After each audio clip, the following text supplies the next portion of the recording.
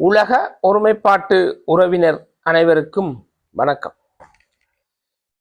புயலோசை வலையொலியினூடாக பல்வேறு விடயங்களை பதிவிட்டு வருகின்றோம். பல்வேறு சிந்தனை கருத்துக்கள், இலக்கணம் சார்ந்த விடயங்கள் மற்றும் அரசியல் சார்ந்த விடயங்கள், கலை உணர்வுகள் மற்றும் தொழில் சார்ந்த என்று பல்வேறு விடயங்களை நாங்கள் அடுக்கிக் கொண்டு போகலாம். அந்த வகையிலே இன்றைய பதிவினுடைய நோக்கம், ஒரு புத்தகத்தில் நான் படித்து சுவைத்து எனக்கு பிடித்த அந்த பகுதியை உங்களோடு பகிர்ந்து கொள்வதில் எனக்கு ஒரு ஆத்ம திருப்தி கிடைக்கின்றது. நாம் இன்று சிறுவர் முதல் பெரியோர் வரை கல்விக்கு முக்கியத்துவம் கொடுக்கின்றோம். கொடுத்தாலும் அந்த கல்வியை முறைப்படி நாங்கள் கற்காமையால் அல்லது முறைப்படி அதை நாங்கள் நடைமுறைப்படுத்தாமையால் எங்களுடைய வாழ்க்கை காலத்திலே, அதாவது எங்களுடைய ஆயுள் காலத்திலே கூடிய காலப்பகுதியை அந்த கல்வியிலே செலவழிக்கின்றோம். செலவழித்து நாங்கள் இந்த வாழ்வதற்காக பிறந்த வாழ்க்கையை வாழாமல் இறந்து போகின்றோம். அந்த வகையில் நான் இந்த புத்தகத்தில் படித்த விடயங்களில் இயற்பியல் துறை பேராசிரியராக செயற்பட்ட சோவண்ணா சம்பந்தன் அவர்கள், அதாவது ஒரு ஆசிரியராக தொழிற்பட்ட சோவண்ணா சம்பந்தன் இயற்பியல் துறையை சேர்ந்தவர்கள் படித்தவை நினைவில் நிற்க செவினார் என்ற விடயத்தை குறிப்பிடுகிறார். அதாவது 7 ஆறுகளை, அதாவது ஆங்கில எழுத்தில் இருக்கின்ற ஆர் என்றது செவினார் என்ற விடயத்தை குறிப்பிடுகின்றார். அந்த செவினார் விடயங்களை ஆரம்ப காலங்களிலே, இப்பொழுது என்னுடைய வயதிலிருந்து நான் காப்போத்திர சாதாரண தரம், தரம் 9 மற்றும் உயர்தரம் கற்ற காலங்களில் இந்த முறையை என்னை அறியாமலே பின்பற்றி இருக்கின்றேன். ஆகையால் அந்த காலங்களிலே என்னால் பிரகாசிக்கக்கூடியதாக இருந்தது. ஆனால் அந்த முறை என்பது இப்பொழுது குறைந்து இருக்கின்றது என்பதையும் என்னால் காணக்கூடியதாக இருக்கின்றது. நாங்கள் படித்தவற்றை அல்லது கற்றவற்றை அல்லது கேட்டவற்றை நினைவில் நிறுத்துவதற்காக, அதாவது நாங்கள் நினைவிலே வைத்துக் கொள்வதற்காக இந்த செவினார் என்ற அந்த விடயங்களை இந்த இயற்பியல் துறை ஆசிரியர் சம்பந்தன் அவர்கள் குறிப்பிடுவதை ஒரு பல்வேறு ஆய்வாளர்களும், மேலத்தேய ஆய்வாளர்களும் கீழத்தேய ஆய்வாளர்களும் ஏற்றுக்கொண்டிருக்கின்றார்கள். அந்த செவினார் என்ன என்பதை சுருக்கமாக பார்ப்போம். முதலாவது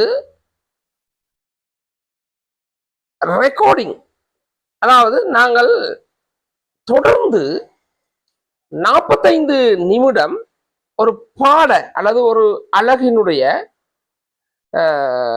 வார்த்தைகளை அல்லது கருத்தை 5 இணைத்து பதிவு செய்தல் வேண்டுமா? அதாவது 45 நிமிடங்கள் எங்களுடைய 5 உணரப்படுகின்ற விடயங்கள் 5 அப்ப இந்த 5 45 நிமிடங்கள் அந்த பாடத்தினூடாக இணைத்து பதிவு செய்தல் வேண்டும், அதாவது உள்ளே எடுத்துக்கொள்ளல் வேண்டும். ஒட்டுமொத்தமாக ஒரு பாட அழகை நாங்கள் கற்கின்ற போது 45 நிமிடம் நாங்கள் அதனுடைய முழுமையாக ஈடுபட வேண்டும். எங்களுடைய 5 என்று சொல்லப்படுகின்ற அந்த விடயங்களை முழுமையாக அதில் உள்ளடக்கி இருக்கல் வேண்டும் என்பதுதான் முதலாவது ரெக்கார்டிங் என்ற அந்த முதலாவது ஆரை குறிப்பிடுகின்றார். இரண்டாவது ரெகனேசன்ஸ், அதாவது ரெகனேசன் என்றால் பாடக்கருத்தின்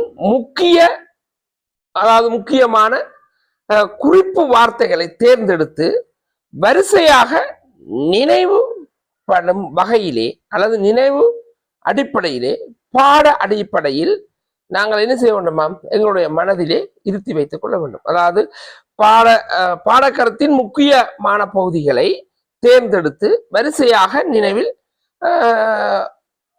ஞாபகப்படுத்திக் கொள்ளலாம். அதை பட வடிவிலே ஞாபகப்படுத்திக் கொள்ள வேண்டும் என்ற அடிப்படையிலே சொல்லப்படுது. அதாவது ரெகனேஷன் என்ற அந்த அடிப்படையில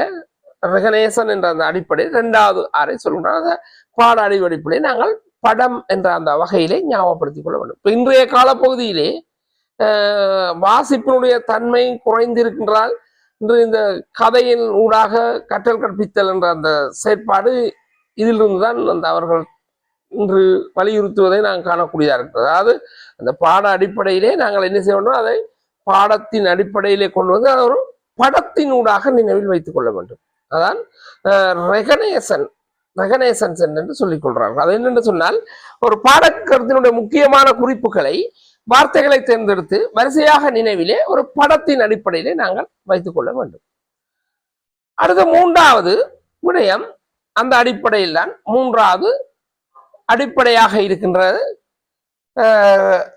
ரெகுலிங் என்ற அந்த விடயத்தை குறிப்பிடுகின்றார். அதாவது ரீலிங்கேஷன்ஸ். அதாவது என்று சொன்னால், அடிக்குறிப்புகளை வார்த்தைகளிலே முதலிலே நாங்கள் என்ன செய்ய வேண்டும் என்றால், மெதுவாகவும் பின்னர் வேகமாகவும் மறுபடியும் அதிவேகமாகவும் நினைவு கூறுதல் வேண்டும். அதாவது கற்ற விடயங்களை, அடிக்குறிப்புகளை மெதுவாக நினைவு கூறல், வேகமாக நினைவு கூறல், அதிவேகமாக நினைவு கூறல் என்ற அடிப்படையிலே இந்த ரிக்ளைனிங் என்ற அந்த அடிப்படையில இது இருக்கின்றதாக சொல்லப்படுது. அடுத்தது நாலாவது விடயம் ரிலாக்ஸ். இதுதான் இன்றைய கால பகுதியிலே மிகவும் செல்வாக்கு செலுத்துகின்றது. இந்த விடயத்திலே நாம் தெளிவாக இருக்க வேண்டும். இந்த ரிலாக்ஸ் என்ற அடிப்படையிலே அவர் எதை சொல்லுகின்றார்னா, சிறு இடைவெளி மனதிற்கு, நான் கற்றுக்கொண்டிருக்கின்ற வகையிலே சிறு இடைவெளி மனதிற்கு மாற்றத்தை ஏற்படுகின்ற வகையிலே கொடுக்க வேண்டும். அல்லது வீட்டிலேயோ அல்லது பாடசாலையிலேயோ வேறு செயலில் ஈடுபட்டு விட்டு மீண்டும் 5 நிமிடத்துக்குள் படித்த இடத்துக்கு வர வேண்டும். தொடர்ச்சியாக ஒரு நீங்கள் எடுத்து பாருங்கள், எந்த ஒரு பரீட்சையுமே 3 மணித்தியானங்கள், அதான் 3 ஹவர்ஸுக்கு மேலே இல்லை.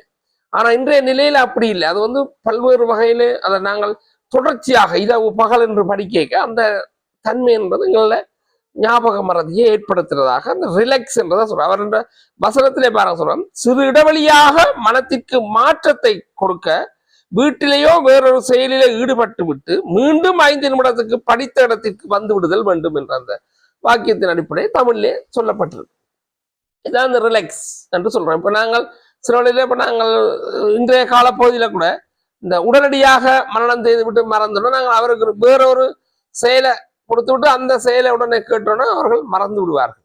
அப்ப அந்த ரிலாக்ஸ் ஏற்படுத்தி நாங்கள் திரும்பவும் 3 விடயத்துக்கு வரைக்க எங்களுக்கு அது படித்தவை நினைவில் நிற்கும் என்று நாளாக சொல்றேன். அடுத்தது 5வது விடயம்தான் மிக முக்கியமானது. அதாவது ரெடென்ஷன்ஸ். என்ன, இடைவெளிக்கு பின், அதாவது இடைவெளிக்கு முன் இருந்த அந்த இடைவெளியில் நாங்கள் இடைவெளிக்கு பின்னும் முன்னும் என்று வச்சுக்கொள்வோம். இடைவெளிக்கு முன் மீண்டும் குறிப்பு வார்த்தைகளை நினைவு கூர்ந்து செய்யும் போது மனத்திலே நிலை நிறுத்தப்படும். அந்த இடைவெளிக்கு பின்னர் நாங்கள் முன்னர் செய்த அந்த வாக்கியங்களை நினைவு கூற வேண்டும். ரெடென்ஷன்ஸ். 6வது விடயம் ரிவ்யூ. இது என்னவென்று சொன்னால், இப்போது நீங்கள் புத்தகத்தை எடுத்து முழு பகுதியையும் குறிப்பு வார்த்தைகளோடு இணைத்து முடிவில் மீள்பார்வை செய்தல் வேண்டும். அப்ப என்ன செய்ய வேண்டும் என்று சொன்னால், நாங்கள் ஏற்கனவே ஒரு விடயத்தை குறித்து வச்சிருக்கிறோம். அப்ப அந்த குறித்த விடயத்தின் அடிப்படையில் மீள்பார்வை செய்ய வேண்டும். அப்ப மீள்பார்வை செய்கின்ற வேளையிலே அது எங்களுக்கு அந்த நினைவிலே இருக்கும் என்று சொல்றாங்க. 7வது அடிப்படையில, இந்த 6 என்ற அடிப்படையில இது 7வதாக ரைட்டிங் என்று சொல்றாங்க. இறுதியாக நாம் படித்தவற்றை விளக்கமாக எழுதி பார்த்தல் வேண்டும். இது இன்று மிக மிக குறைந்து போயிருக்கின்றது. பரீட்சையிலே போய் எழுதலாம் என்ற நோக்கத்தின் அடிப்படையில் இருக்கின்றார்கள். ஆனால் அவர்கள் பரீட்சையிலே அவுட் ஆகி விடுகிறார்கள். அப்ப இதற்குரிய காரணம் இந்த ரைட்டிங். அதாவது இறுதியாக அவர்கள் எழுதி பார்க்க வேண்டும். படித்தவற்றை எழுதி பார்த்து விட்டுத்தான் இந்த ஞாபகத்தை செய்யலாம். ஆகவே இந்த 7 விடயங்களையும் இயற்பியல் துறை ஆசிரியர் இந்த ஒரு நூலிலே குறிப்பிட்டிருக்கின்றார். அந்த 7 விடயங்களை கற்றதன் அடிப்படையில் தான் உங்களுக்கு நான் அதை குறிப்பிட்டிருந்தேன். அந்த விடயங்களை பாருங்கள். ஒன்று ரெக்கார்டிங், அதாவது ரெக்கார்டிங் என்று சுருக்கமாக பாருங்கள். ரெக்கார்டிங் என்று சொன்னால் நாங்கள் என்ன செய்ய வேண்டும் சொன்னால், ஒரு பாட புத்தகத்தின் குறிப்பு அடிப்படையிலே வார்த்தைகளை தேர்ந்தெடுத்து அதை நாங்கள் கற்க வேண்டும் என்ற அடிப்படையிலே 45 நிமிடங்கள் எங்களுடைய ஐம்பொறிகளை உள்ளடக்கி கற்றுக்கொள்ளல் வேண்டும். இரண்டாவது விடயம் ரெகனேசன்ஸ். ரெகனேசன்ஸ் என்ற அந்த விடயத்தையும் உங்களுக்கு முன்னர் குறிப்பிடப்பட்டது. அடுத்து மூன்றாவது விடயம் ரீகாலிங். ரீகாலிங் என்ற அந்த விடயம் மிக முக்கியமானது. அடிக்குறிப்புகளை நாங்கள் எடுத்ததை மெதுவாகவும் வேகமாகவும் அதிவேகமாகவும் அந்த 3 அடிப்படையில ஞாபகப்படுத்திக் கொள்ள வேண்டும். நான்காவது விடயம் தான் ரிலாக்ஸ். இது இன்றைய காலப்பகுதியில மிகவும் இந்த மன அழுத்தம், பல்வேறுபட்ட பிரச்சனைகள், சிக்கல்கள், இது எல்லாவற்றுக்கும் இந்த ரிலாக்ஸ் டைம் என்ற அந்த இதுவும் இல்லாமல் இருக்கிறது காரணம். ஐந்தாவது விடயமாக ரெடென்சன்ஸ் என்ற அந்த விடயம் இருக்கு. அதுவும் நாங்கள் மீண்டும் அந்த ஞாபகத்துக்கு அந்த ரிலாக்ஸ் டைம்ல இருந்து போய் அந்த விடயத்தை பெற்றுக்கொள்ளும். ஆறாவது ரிவ்யூஸ் என்ற அந்த அடிப்படையில் இருக்கு. ஏழாவது விடயமாக ரைட்டிங் என்ற அந்த விடயம் இருக்கின்றது. இன்றைய காலப்பகுதியில இந்த ரைட்டிங் செய்கிற விடயம் மிகவும் குறைவாக இருக்கின்றது. ஆகவே நாங்கள் படித்தவற்றை நினைவில் வைத்துக் கொள்வதற்கு இந்த 7 விடயங்களையும் இந்த இயற்பியல் துறை பேராசிரியர் ஆசிரியராக செயற்பட்ட அவர் குறிப்பிடுகின்றார். அதை பல்வேறு அறிஞர்கள், இந்தியாவினுடைய பேச்சாளர்கள் போன்றவர்களும் அதை பின்பற்றி இருக்கின்றார்கள். இதில் இவர் இன்னும் ஒரு குறிப்பை நாங்கள் பார்க்க வேண்டும். இன்றைய ஆய்வு ரீதி அடிப்படையிலே இந்த 7R, இந்த 7Rஐயும், இந்த 7R என்று சொல்லப்படுகிற அந்த 7 விடயங்களையும் அதிகாலையில் நாங்கள் பின்பற்றினால் நாங்கள் படித்த விடயங்களை இலகுவாக ஞாபகப்படுத்தி கொள்ளலாம், ஞாபகமாக வைத்துக் கொள்ளலாம். இதிலே எந்த விடயமும் இல்லை. நாங்கள் இதை தொடர்ச்சியாக செய்ய வேண்டும். இன்று பாருங்கள், மனிதனுடைய ஒப்புற்று ரீதியாக இது நாங்கள் சாதாரணமாக சமூக ரீதியாகவும் தனிநபர் ரீதியாகவும் குடும்ப ரீதியாகவும் காணக்கூடியதாக இருக்கின்றது. அதிக அளவான நேரத்தை அவர்கள் கல்விக்கு செலவழிக்கின்றார்கள். ஆனால் இந்த 7R என்ற அந்த விடயத்தை பின்பற்றுவர்கள் ஒரு குறிப்பிட்ட நேரத்தை தான் கல்விக்கு செலவழிக்கின்றார்கள். ஆனால் அதிக அளவு நேரத்தை கல்விக்கு செலவழிப்பவர்கள் அந்த கல்வியிலே சாதித்திருக்கிறார்களா என்ற இல்லை. ஒரு குறிப்பிட்ட நேரத்தை கல்வியிலே செலவழித்திருக்கிறவர்கள் பல்வேறு வகைப்பட்ட சாதனையாளர்களாகவும் சிந்தனையாளர்களாகவும் சரித்திர நாயகர்களாகவும் இருக்கின்றார்கள். அப்ப இதற்குரிய காரணம் என்னென்று சொன்னால், நாங்கள் இந்த முறையான அடிப்படையிலே கல்வியை கற்றலோ கற்பித்தலோ செய்யாமைதான் காரணம். அப்ப அதற்கான அடிப்படையிலே எல்லா மனிதர்களும், எல்லா குழந்தைகளும், எல்லா பிள்ளைகளும், எல்லோருமே இந்த உலகத்தில் பிறந்த எல்லோரும் மனிதர்களுக்கு அறிவு என்றது இயற்கையாகவே இருக்கின்றது. அந்த அறிவை வளர்த்து கொண்டு அது வேறு வேறு கட்டங்களுக்கு செல்வதற்காக இந்த 7R என்ற அந்த விடயங்களை நாங்கள் பின்பற்றி நாங்கள் அதன் முறையின்படி கல்வியை கற்கின்ற வேளையிலே குறுகிய நேரத்திலே அதிக அளவான விடயங்களை கற்று எங்களுடைய வாழ்க்கையிலே நாங்கள் வெற்றி பெறுவதோடு நாங்கள் பரீட்சை நோக்கத்திற்காக கற்கின்ற விடயங்களை இலகுவாக ஞாபகப்படுத்திக் கொள்ளலாம். ஆகவே ஆசிரியர் சமந்தன் அவர்கள், அதாவது இயற்பியல் துறையை சார்ந்து அவருடைய கருத்தை பலரும் ஏற்றுக்கொண்டிருக்கிறார்கள். அதை நீங்கள் அந்த புத்தகம் கிடைத்தால் அந்த புத்தகத்தை வாங்கி படித்து பாருங்கள். அதிலே அவர்கள் சொல்ற படித்தவை நினைவில் நிற்க நீங்கள் அது விளக்கம், ஏராளமான விளக்கம் இருக்கின்றது.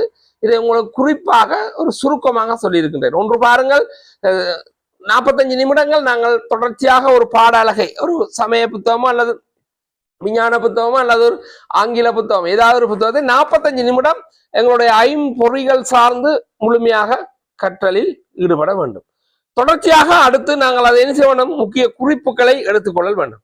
அடுத்து நாங்கள் அதை வடிவமைப்பு அடிப்படையிலே அந்த குறிப்புகளை பட ரீதியாக ஒரு அழகு சித்திரப்படங்கள் அதை எடுத்து வைத்து விட்டு அந்த அளவோடு நாங்கள் என்ன செய்யணும், மூன்றாவது அடிப்படையில் நான்காவதாக நாங்கள் ரிலாக்ஸ் டைம் அந்த இடத்தை விட்டு 45 நிமிடத்துக்கு ஒரு மணித்தியானத்துக்கு அதை செய்தால் நாங்கள் 5 நிமிடம் வெளியால் வேறொரு எங்களுடைய சிந்தனையை திருப்பி விட்டு அந்த இடத்துல இருக்கக்கூடாது, எழுந்து வந்து மீண்டும் போய் அமர்ந்து அந்த சிந்தனையை நாங்கள் மீண்டும் தொடர வைக்க இந்த கற்றல் விடயம் என்பது இலகுவாக இருக்கும். ஆகவே குறைந்த நேரத்தில் அதிக விடயங்களை முறைப்படி கற்றால் இந்த உலகத்திலே நாம் கற்ற விடயங்களை எமது தேர்வுக்காக வேண்டியோ அல்லது எங்களுடைய வாழ்க்கைக்காக வேண்டியோ ஞாபகத்தில் வைத்துக் கொள்ளலாம். நன்றி. அன்புடன் இன்னும் ஒரு சந்திப்பில் சந்திக்கின்றேன். புயல் நேசன்.